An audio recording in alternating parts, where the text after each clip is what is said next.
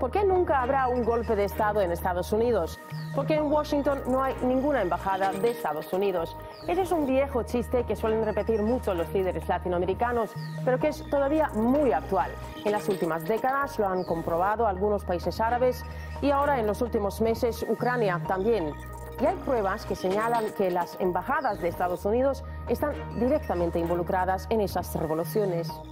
Irán, el año 1953, Guatemala, 1954, Vietnam del Sur, 63, Grecia, 67, Chile, 1973. Luego llegaron las revueltas en Yugoslavia o Libia. La lista de naciones continúa y Estados Unidos, de una manera directa o indirecta, participó en todos esos golpes de Estado. Ahora vamos a ver la lista de las entidades que ayudan a organizar esas rebeliones. En primer lugar, se encuentra la organización USAID.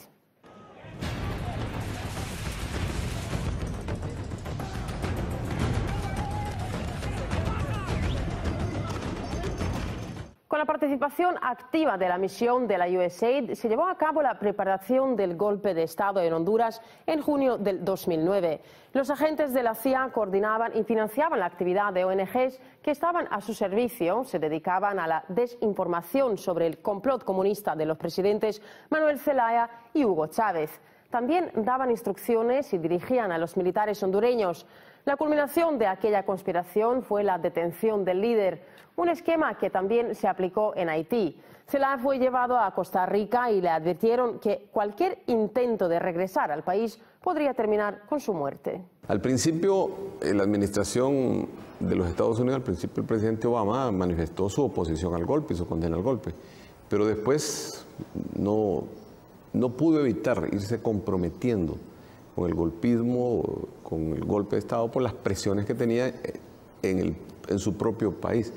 Y al final, lo que al principio dudamos, que Estados Unidos estuviera metido en el golpe de Estado, después se terminó comprobando que ellos eran los que estaban promoviendo directamente todo ese proceso de detener los cambios sociales para Honduras.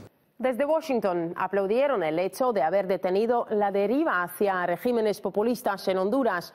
En los medios de comunicación se ocultaba la información acerca de las represalias que llevaban a cabo los radicales del presidente interino Roberto Micheletti contra los seguidores de Zelaya, entre los cuales se encontraban activistas sindicales, miembros de los partidos de izquierda, progresistas y periodistas.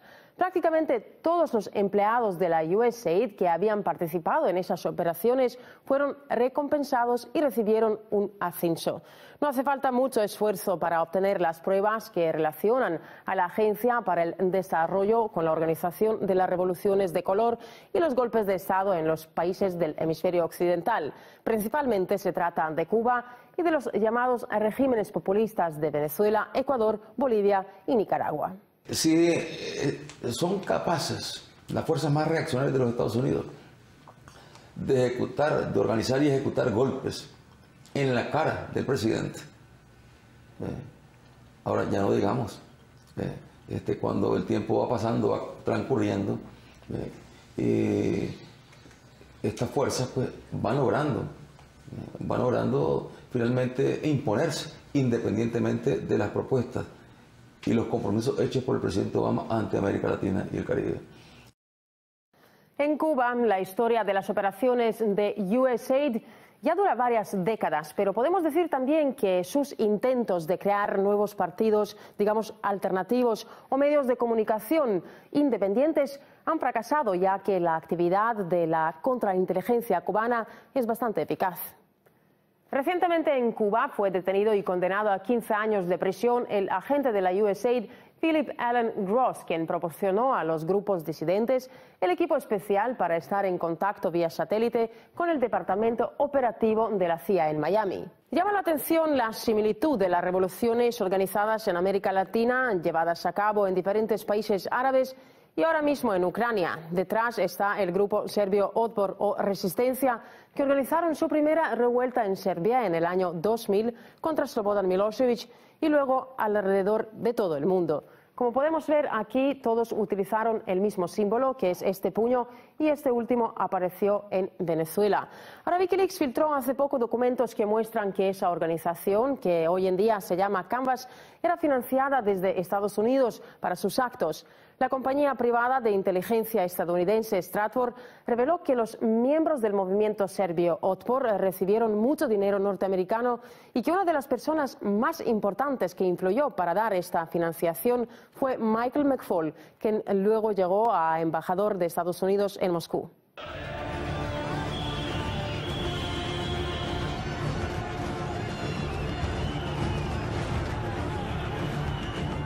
Otpor fue patrocinado por diferentes ONGs americanas, como por ejemplo Freedom House o la Fundación Sociedad Abierta de George Soros. A través de ellas estaban conectados con la USAID y el Departamento de Estado. Stratfor confirma que, como los líderes de Canvas eran los mismos de Otpor, el dinero hoy en día proviene de las mismas fuentes norteamericanas. Y los miembros de esa organización están lejos de ser revolucionarios o luchadores por los derechos humanos. Hablando con periodistas franceses, el grupo serbio declaró que creó un negocio privado, una compañía de revueltas para exportar, pero que la registraron como una ONG para no pagar impuestos en Serbia. El jefe de la entidad, Srđan Popović, dice que la revolución es la marca más famosa del país y que ha inspirado a gente alrededor del planeta. En Guatemala, Venezuela, diferentes naciones europeas, africanas y árabes. Popović asegura que la receta para una revolución es fácil y que puede derrocar a cualquier gobierno. Lo que se necesita es la gente joven, ya que el régimen no les puede influir. No tienen hijos, no tienen trabajo o propiedades, es decir, no tienen nada que perder. La estrategia, sin embargo, tiene sus propias particularidades. Por ejemplo, proponen poner en las primeras filas de las manifestaciones a chicas jóvenes guapas vestidas de blanco. Si la policía empieza a golpear, habrá sangre. La sangre en las prendas blancas logra imágenes impresionantes que luego seguro darán la vuelta alrededor del mundo. Y así el régimen ya queda desacreditado.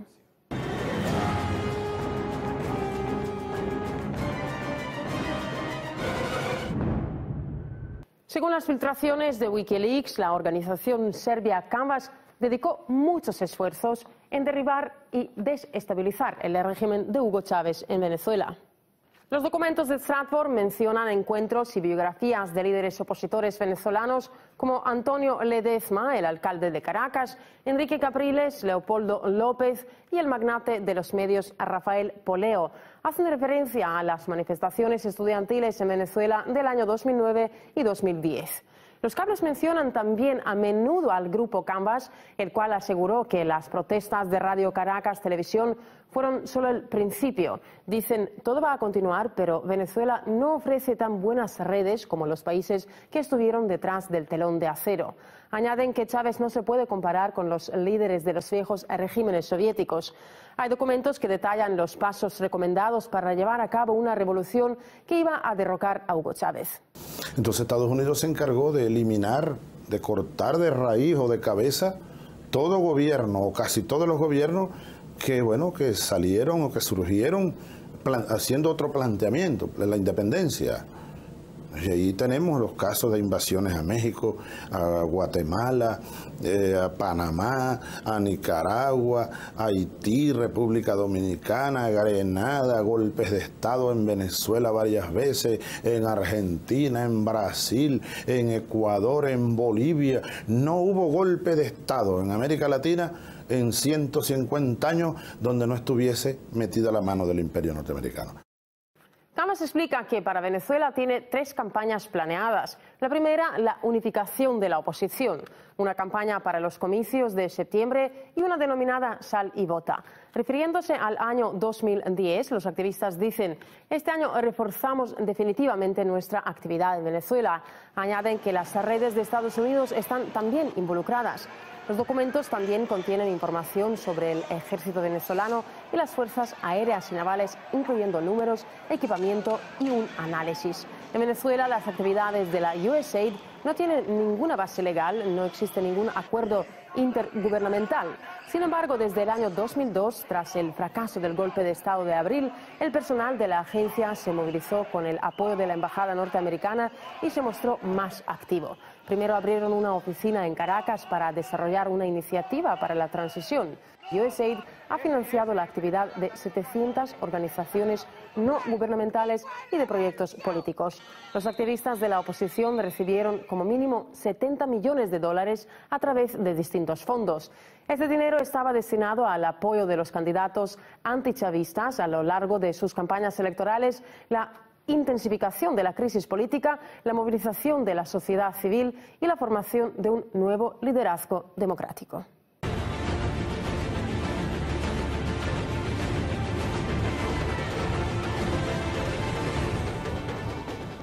Ahora, para hacer un análisis sobre los intereses de Estados Unidos en diferentes partes del mundo, vamos a conectar con John Perkins, economista y activista estadounidense. Señor Perkins, muy buenos días. En primer lugar, durante las manifestaciones en Ucrania, diferentes políticos europeos y de América han visitado al país, como por ejemplo el secretario del Estado norteamericano John Kerry o la jefa de la diplomacia europea Catherine Ashton. ¿Cuál fue su papel en la organización de esas revoluciones?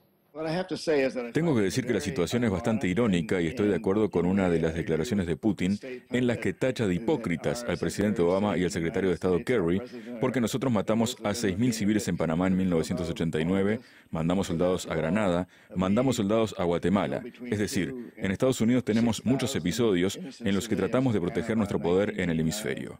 ¿Cree usted que las embajadas de Estados Unidos siguen siendo el centro de, digamos, coordinación de esas revueltas?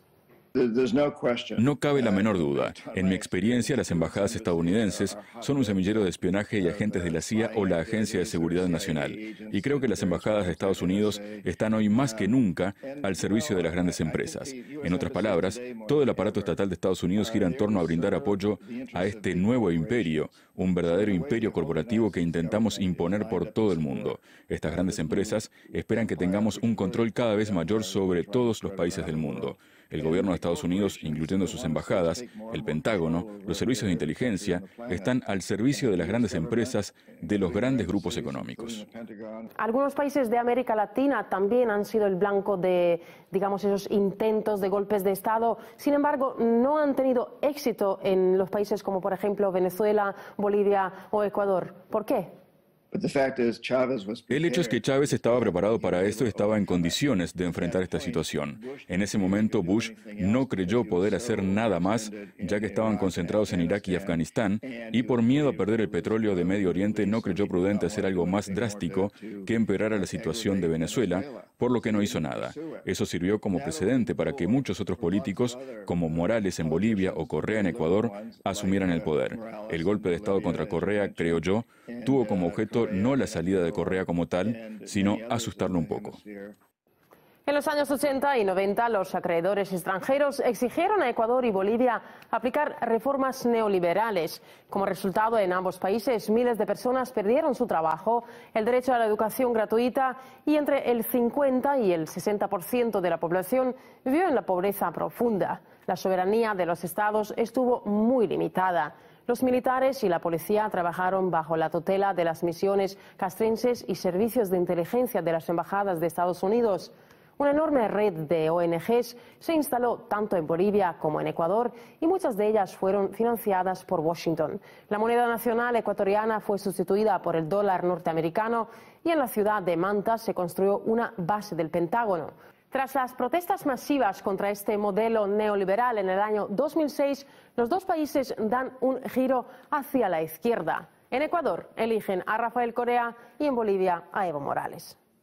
Los programas de ambos incluyen la recuperación de la soberanía, la creación de una nueva constitución, la nacionalización de los recursos naturales, la protección de la economía nacional y la integración latinoamericana. Pero las fuerzas opositoras intentaron parar esos cambios sociales y económicos y un papel muy importante en sus acciones lo jugaron las fuerzas extranjeras que ayudaron a formar movimientos separatistas en la región.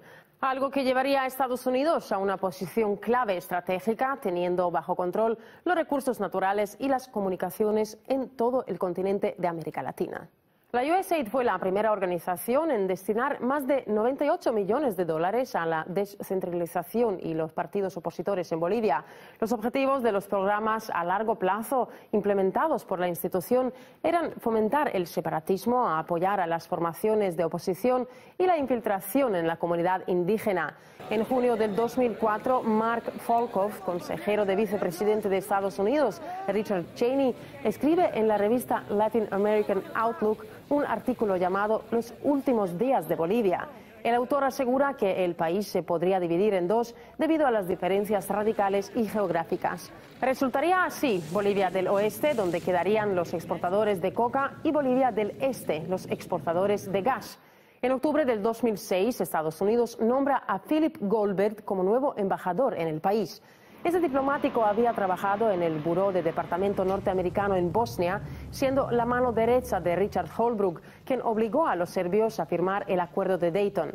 En 2004 fue el jefe de la misión en Kosovo, que con la ayuda de Estados Unidos proclamó su independencia de Serbia. El propio Goldberg tuvo buenas relaciones con la diáspora croata en Bolivia, que según los datos de la ONU participó en el contrabando de armas en todo el territorio de los Balcanes. Él llegó al país tras la división de Yugoslavia, tras haber desatado allí el odio racial y una guerra civil con miles de víctimas. Goldberg quería que Bolivia se convirtiera en Yugoslavia, porque se encargaba personalmente de la supervisión y de la confrontación interna. En 2006, los diplomáticos estadounidenses se reúnen en Buenos Aires con el Comité de Santa Cruz y concuerdan un plan antigubernamental. En 2007, la USAID reparte más de 13 millones de dólares a partidos, organizaciones y proyectos en Bolivia para fortificar gobiernos regionales y desestabilizar así el Ejecutivo Central. Al año siguiente, la suma alcanza los 25 millones. En 2008, el alcalde de Santa Cruz invita al ejército a acabar con Morales. Sin embargo, los militares permanecen leales al gobierno. En agosto, Goldberg visita Santa Cruz 2 veces. En un encuentro participan 4 congresistas de Estados Unidos. Tras la reunión y según la táctica de las revoluciones de colores, los manifestantes atacan las oficinas de partidos y sindicatos, cadenas de radios, periódicos, aeropuertos y aduanas. Goldberg fue denominado persona non grata tras la demanda del movimiento al socialismo. Sin embargo, las operaciones destructivas de la embajada norteamericana continúan. En abril del 2009 liquidan a un grupo de terroristas procedentes de Europa en uno de los hoteles en la ciudad de Santa Cruz. Su principal objetivo era asesinar al presidente Evo Morales. Entre los partidarios de los terroristas se encontraban bolivianos que estaban en contacto con el personal de la USAID. Cuando se inició la investigación, la mayoría de ellos huyó a Estados Unidos. En agosto del 2011, el gobierno boliviano anunció la expulsión inevitable del país a los representantes de la entidad para poner fin a sus acciones subversivas. Esta estructura del gobierno de Estados Unidos permanentemente nos conspira, permanentemente nos provoca, financia a nuestros opositores, usan algunas empresas, usan con punta de lanza a los opositores. Y cada país, cada presidente tiene su opositor. Pero agentes externos, o embajadores, o diplomáticos no pueden estar ahí conspirándonos. A eso se debe la expulsión de la embajada de Estados Unidos, a eso se debe la expulsión de la DEA de Estados Unidos, pero también USAID. Se reveló la información sobre el intento de la infiltración en territorio de Bolivia de la banda terrorista formada de los agentes de la CIA de distintos países de Europa de Este y de Oeste. Casi todos los miembros de la banda habían participado en la guerra de los Balcanes. Una parte de los terroristas fue eliminada tras la operación especial de la policía boliviana. El resto fue llevado al juicio después de 3 años de la investigación. Cabe señalar también que los 17 de los 39 miembros lograron escapar de Bolivia y ahora se esconden, ¿dónde? En Estados Unidos.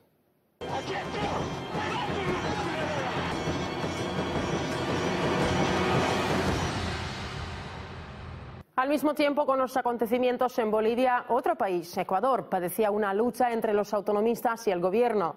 El centro de la revuelta fue el alcalde de Guayaquil, uno de los líderes de la oposición derechista. Los opositores ecuatorianos recibieron un apoyo enorme desde Estados Unidos y movimientos derechistas de Europa Occidental. En agosto del 2008, Washington nombra a Heather Hodges nueva embajadora en Ecuador.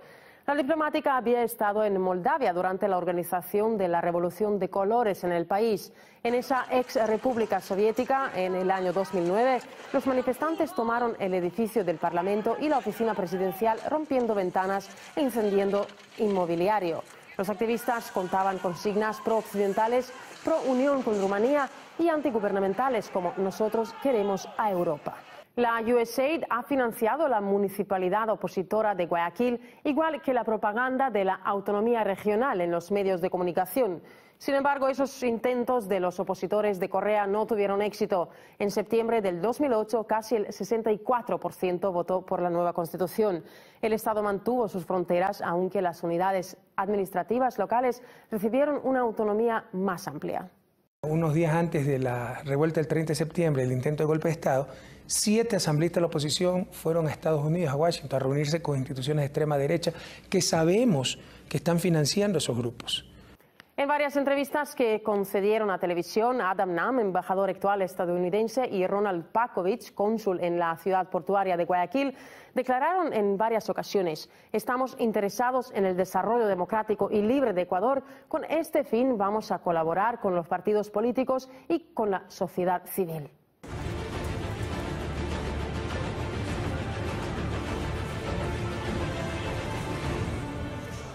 A la lista de los estados cuyas revoluciones fueron importadas puede añadirse Ucrania.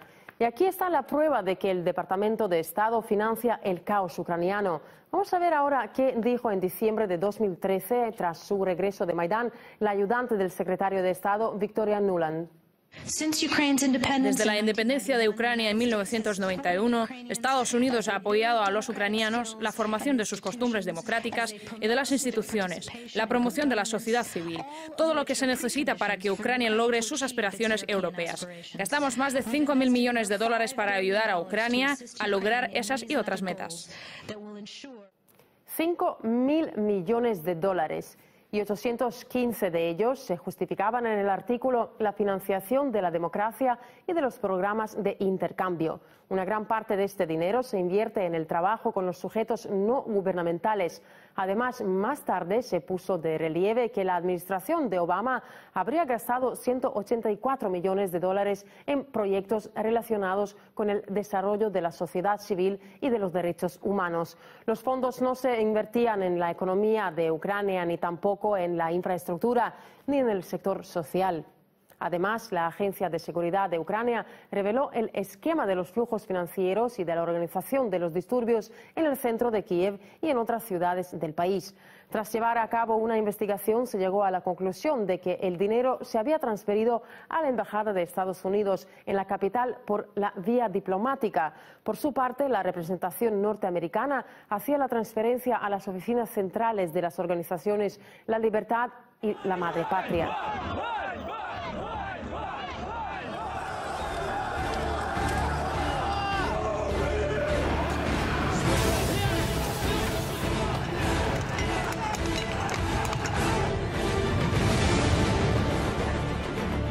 Ahora, para investigar la influencia de diferentes organismos de Estados Unidos en Ucrania, vamos a conectar con Natalia Vitrienko, la líder del Partido Progresista y Social de Ucrania. Natalia, muy buenos días. ¿Cree usted que las revoluciones llevadas a cabo en Serbia, en Georgia, ahora podemos decir en Ucrania también, e intentos de hacerlos en algunos países de América Latina, fueron organizadas por la misma gente? Es absolutamente cierto. Su organización, financiación y coordinación vienen del mismo centro que se encuentra en Estados Unidos. ¿Y cuál es el papel de las organizaciones como, por ejemplo, USAID en la organización de esas revueltas?